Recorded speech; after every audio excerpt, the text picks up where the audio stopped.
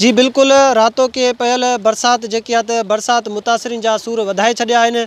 ॻड़ी असन ऐं भरपासे जे मुख़्तलिफ़ इलाइक़नि में बरसात मुतासिरीन जेके रोडनि ऐं रस्तनि ते खुलियल आसमान हेठि बेयारो मददगार बणियल आहिनि। उन्हनि वटि को जेको आहे त टेंट कोन्हे, को जेको आहे त प्लास्टिक कोन्हे, खाद खुराक लाइ उन्हनि वटि को इंतज़ाम थियल कोन्हे।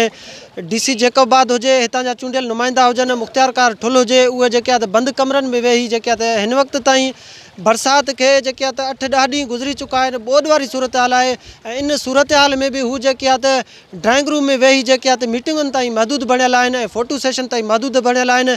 सिंध बलोचिस्तान जो सरहदी दंग वारो जेको इलाइक़ो आहे, प्यारो खोसो ऐं हितां जे भरपासे जेके वारा जेके इलाइक़ा आहिनि उहे मुकमिल तौर ते पाणी जे लपेट में आहिनि।